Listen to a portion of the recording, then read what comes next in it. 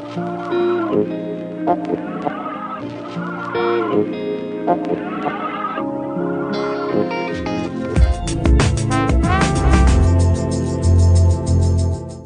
buenas, señoras y señores, bienvenidos. Bueno, pues vamos a hablar de un tema muy serio y que está de rabiosa actualidad, aunque hace unos días se aprobaron las cabezas pensantes de TSJ, que son palabras mayores, aprobaron y Adrián, buenas tardes. Muy buenas, Bartolo, ¿qué tal? Vaya fallo jurídico que hizo el TSJ, como decía mi abuela, nene, tan lucido. Sí, la verdad es que además fue un poco extraña la forma en la que lo hizo, sobre todo porque tuvimos mediante sentencia el 18 de octubre pues algo que evidentemente beneficiaba a los consumidores, diciendo que el impuesto a actos jurídicos documentados iba a ser asumido por el prestamista, en este caso por las entidades bancarias, y luego nos encontramos con que pues un día después tienen que reunirse entre todos los jueces que componían el Tribunal Supremo en ese momento, que lo componen, pues para declarar o para deliberar a ver lo que había pasado y bueno, la repercusión económica y social que eso iba a tener, y al final hemos conocido justo lo contrario el 5 de noviembre. Tras 2 días de deliberación, pues han decidido que finalmente es que asume el gasto de este impuesto pues es el consumidor, usuario o prestatario. Ya. Es un fallo jurídico, es un fallo que o lo esperabais los profesionales, los letrados, o hoy podéis imaginar que como se había hablado tanto, como el fallo anterior condenaba totalmente lo distinto, que se iba a continuar con la sentencia del fallo que se hizo en primer lugar. Pues vamos, a asegurar algo aquí al 100% es un poco tirarse a la piscina, pero sí que es verdad que pues después de haber emitido esta sentencia y la forma en la que realmente un día más tarde recogieron cable de aquella manera y se reunieron para debatir, pues sí que daba un poco de demora que efectivamente cambiara el sentido del fallo, y al final fue lo que decidieron a través de un acuerdo plenario, que realmente lo que decidía era que esa sentencia de octubre no iba a crear jurisprudencia, solo iba a ser aplicable entre esas dos partes que participaron en ese litigio. Venga, vamos a entrar en materia, porque lo primero es eso. ¿Qué es el impuesto de los actos jurídicos documentados? Pues el impuesto de actos jurídicos documentados es un tipo de gravamen que se impone sobre determinados documentos que son llamados oficiales o públicos, como pueden ser los notariales, administrativos o mercantiles. En este caso, como el objeto de la entrevista son pues el tema del impuesto relacionado con las hipotecas, que no quiere decir que sea el impuesto de las hipotecas como se comenta en la prensa, que realmente es un impuesto a actos jurídicos documentados que se aplican también a otros documentos, no tiene por qué estar relacionado con la hipoteca. Se trata de un impuesto indirecto porque no tiene en cuenta la capacidad económica de la persona que va a contraer una hipoteca. Por ejemplo, vamos a pagar el mismo tipo de gravamen tú, yo, que Amancio Ortega, el señor de Inditex. Por lo tanto, es un impuesto... No lo conozco. No lo conoces, ¿no? Yo tampoco tengo... Referencias tengo del hombre. Pues ya te digo que un poco más de dinero que nosotros sí que tiene seguro. Y bueno, hay otros impuestos de este estilo, como puede ser el IVA, que también no tiene en cuenta la capacidad económica de la persona que compra el producto o contrae el servicio. Luego me gusta recalcar en este sentido, acudir a otros países de nuestro entorno, y nos encontramos con que Francia, por ejemplo, se está pagando un 0,05% de este impuesto, frente al 0,5 o 1,5 que se paga aquí en España. ¿Por qué digo 0,5 o 1,5? Porque este tipo de gravamen, como no, está cedido a las comunidades autónomas. No, tenemos la curiosa o la paradoja de que aquí en Murcia se paga el 1,5%, y en Navarra o en las comunidades forales se está pagando el 0,5%, por lo tanto ahí contraer una hipoteca le sale más barato al prestatario en este sentido que aquí en Murcia, lo cual pues deja mucho que desear, la verdad. Luego tenemos Portugal, que se paga el 0,6% en todo el territorio, da igual donde estés viviendo, y luego tenemos, por ejemplo, Italia, que se paga también un 0,5% y un 2% si es segunda vivienda. Por lo tanto, el impuesto pues va por ahí. Ya. Adrián, digo que cuando el tribunal, el TSJ, primero dice que tenía que pagarlo el banco, después que tenía que hacerlo el cliente. Yo te pregunto, ¿qué es lo que ha ocurrido? ¿Qué es lo que ha ocurrido para que esto sea así? ¿Y por qué ese cambio? ¿Por qué ese cambio de los jueces? Sí, bueno, empezando por la última pregunta, el por qué ese cambio, la verdad es que es muy complicado meterse en la cabeza de 28 jueces que fueron los que se reunieron después de la sentencia de octubre para deliberar en este sentido si realmente esa sentencia iba a crear jurisprudencia o si iba a quedar la jurisprudencia anterior, que era la de que pagaba el prestatario. Por lo tanto, la última pregunta, pues es muy difícil concretar qué es lo que ha ocurrido en los jueces. En cuanto a la primera, pues lo que ha ocurrido ha sido básicamente que ya te digo, Bartolo, que los jueces se reunieron tras emitir dicha sentencia, se reunieron con todo el plenario del Tribunal Supremo. ¿Esto qué quiere decir? Que la sentencia fue emitida por la Sala Tercera del Tribunal Supremo, que es la Sala de lo Contencioso, que es la relativa pues al tema de los tributos, pero que venía arrastrándose de la Sala Primera del Tribunal Supremo, de la Sala de lo Civil, que venía diciendo que realmente esa cláusula la tenía que asumir el prestatario. El prestatario es el consumidor que va a contraer la hipoteca. ¿En qué se basaba el Tribunal Supremo en la Sala Primera de lo Civil? Pues decía que efectivamente el reglamento que desarrolla el impuesto estaba comentando que el sujeto pasivo del impuesto, que es quien lo asume, es el prestatario, y la ley que desarrolla o que regula el impuesto, mejor dicho, decía que el sujeto pasivo, el que debía asumir el impuesto, era la parte que le beneficiaba ese negocio jurídico.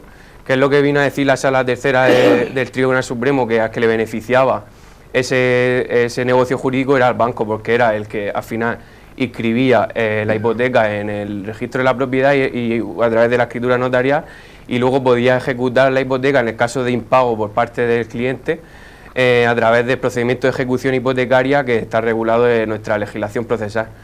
Por lo tanto, pues la verdad es que después de declarar esto, el Tribunal Supremo en su Sala Tercera, de que el prestamista era el beneficiado en inscribir la hipoteca en el registro de la propiedad, pues han venido a decir que no, que efectivamente hay demasiada ambigüedad en nuestra legislación y que el reglamento era bastante claro, que es verdad que decía en su artículo 29 que el prestatario, al fin y al cabo, era la persona que debía subir el gasto, era el cliente, en este caso el ciudadano de a pie. Ya. Tras conocerse todo esto y tras conocerse el primer fallo, seguramente que esto va a repercutir en algo, en alguien. Pero me gustaría saber, esto creo también que va a tener consecuencias. ¿Qué consecuencias son las que puede haber? Sí, pues justo después de emitir el fallo en octubre por la Sala Tercera del Tribunal Supremo, en el despacho, hablo desde la práctica, nos encontramos con que teníamos varios procedimientos paralizados, que no queríamos interponer su demanda correspondiente, evidentemente por esperar a ver lo que decían los 28 magistrados que se reunieron el 5 de noviembre, porque claro, si interponíamos demanda y luego decían que el impuesto efectivamente tenían que pagarlo a ellos, pues no podíamos reclamarlo. Con lo cual lo que teníamos que hacer era un poco de prudencia, es lo que estuvimos haciendo con nuestros clientes, calmándolos, y al final ya lo que estamos decidiendo es al final pues seguir con lo que veníamos haciendo, que era recurrir los gastos hipotecarios, o sea, gastos notariales al 50%, que es lo que están dando aquí en la Audiencia Provincial de Murcia, gastos de registro de la propiedad y gastos de gestoría. Esas son las 4 cláusulas, o sea, los llamados gastos hipotecarios que se están devolviendo hoy en día.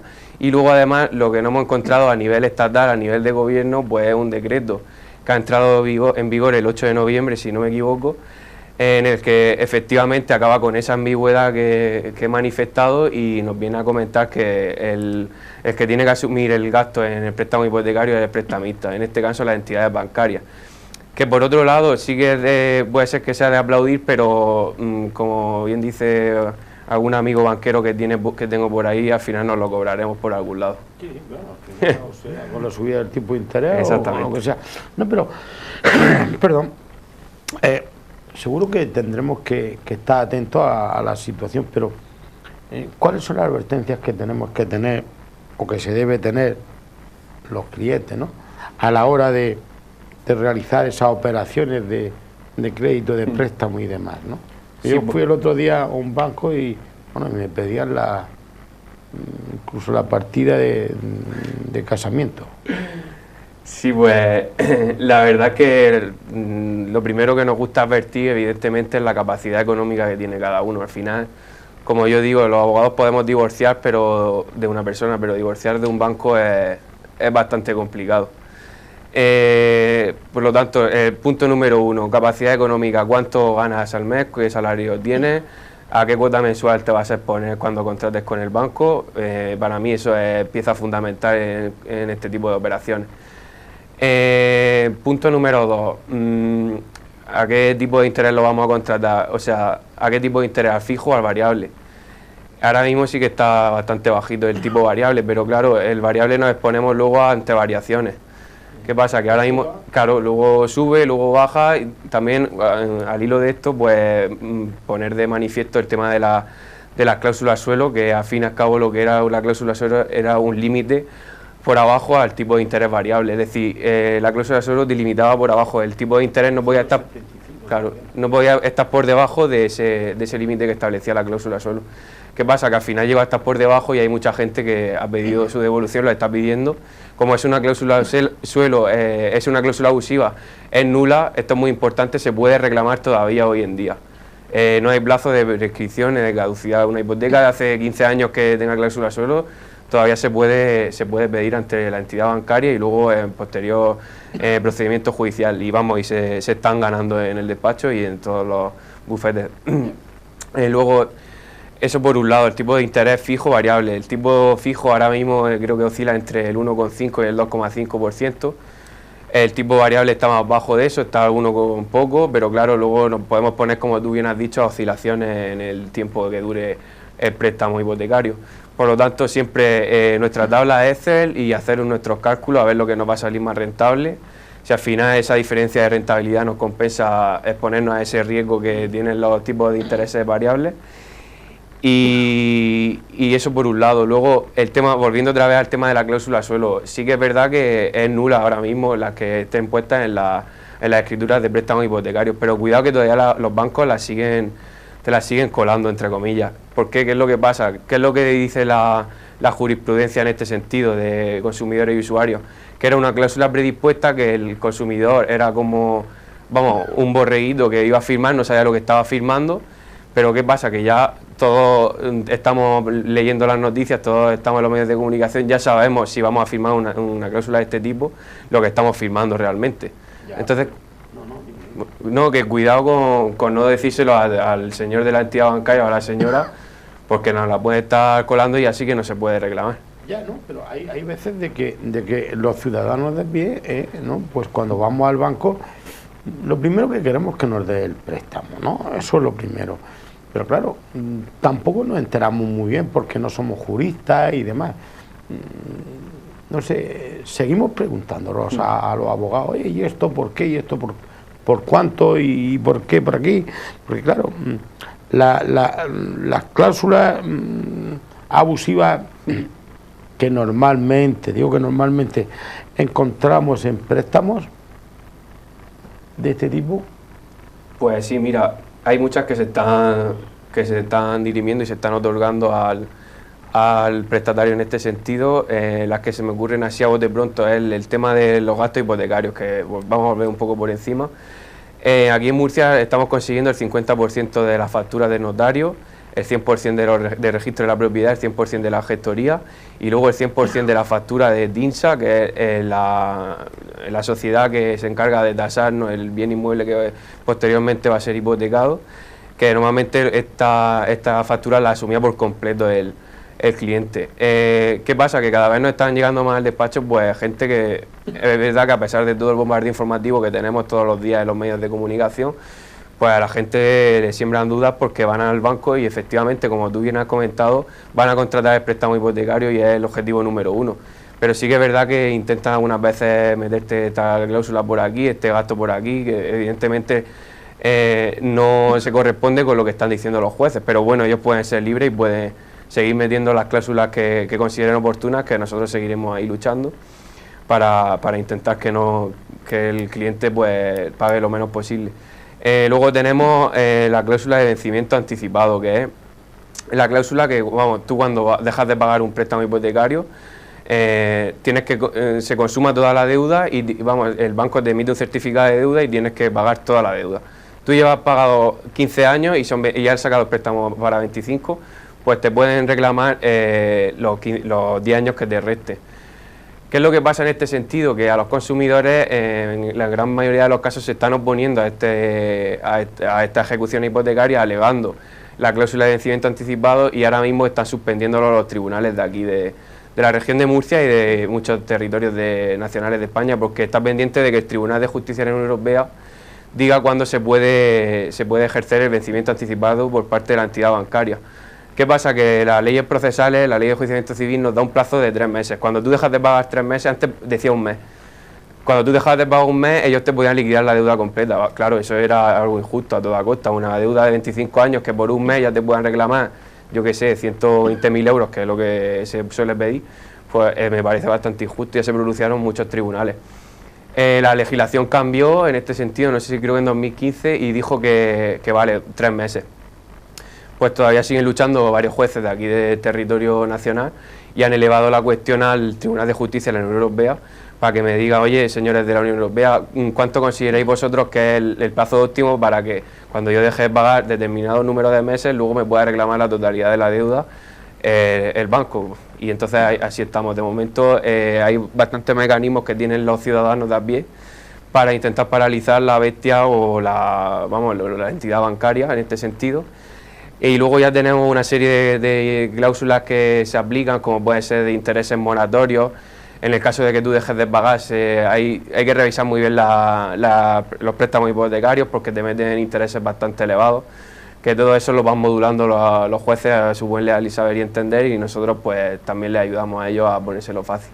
Ya, oye, no sé, porque yo te decía las cláusulas abusivas, porque cuando uno va a pedir un préstamo, ¿no?, pues te dicen, oye, mira, pues te tienes que hacer el seguro de decesos, te tienes que hacer el seguro de la casa.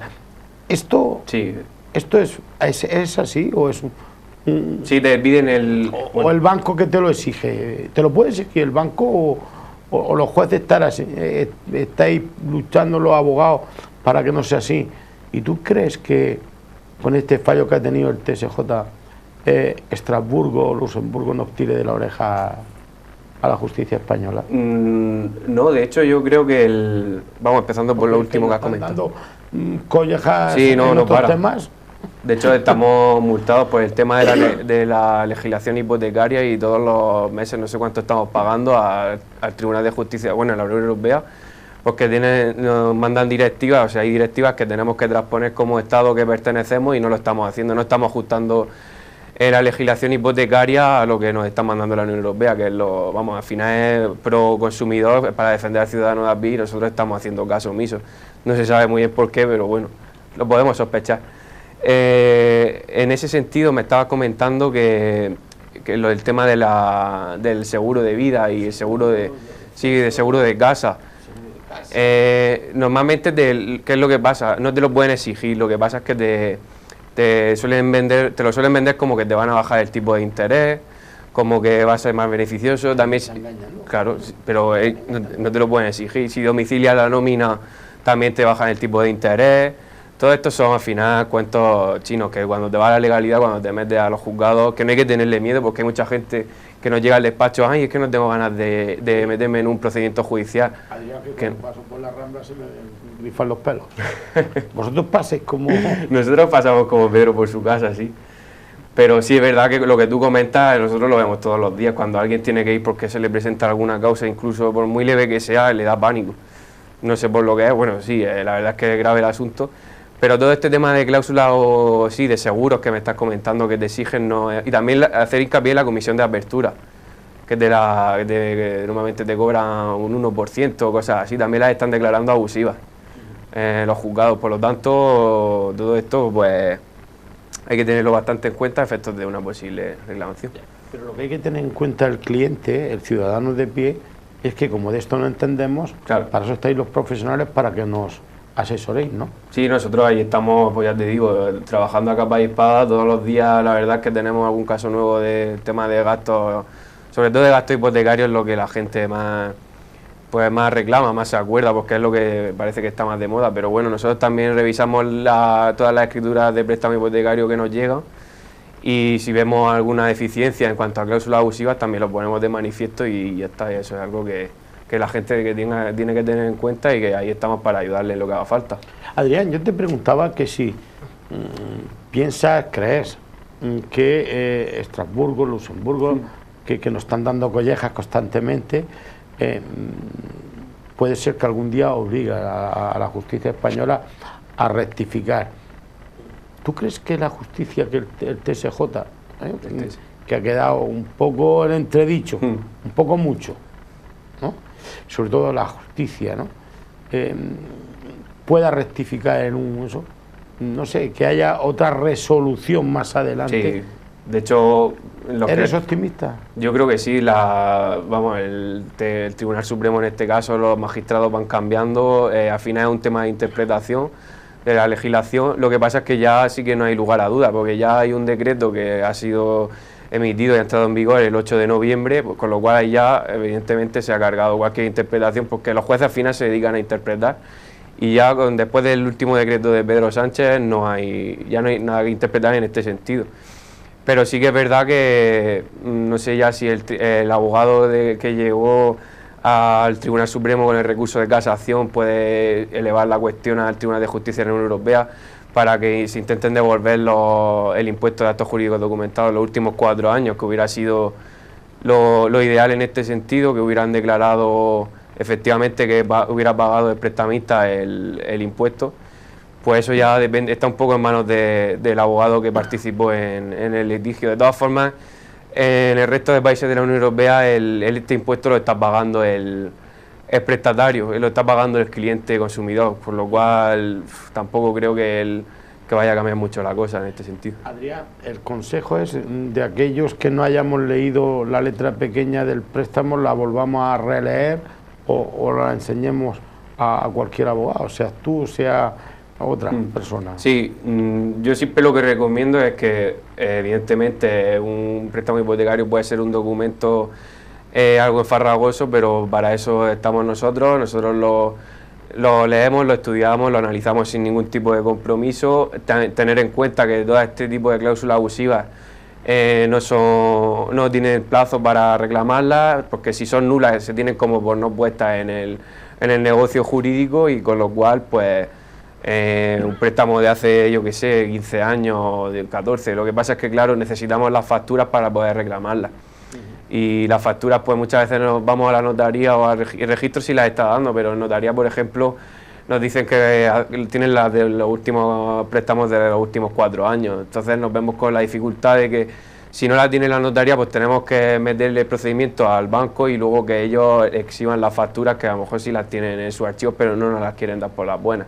Ya, Adrián, algo más que decir para resumir lo que hemos hablado, porque da tema para largo. Sí, da tema para largo, y sobre todo es una materia bastante cambiante en este sentido, que hasta los profesionales nos tienen una incertidumbre bastante pasmosa, porque el 18 de octubre conocemos una cosa, empezamos ya un poco a explicársela a los clientes, y de repente 2 días después nos dicen que no, que vamos a sentarnos para debatir, a ver lo que hemos hecho y lo que debería ser, lo que es y lo que debe ser.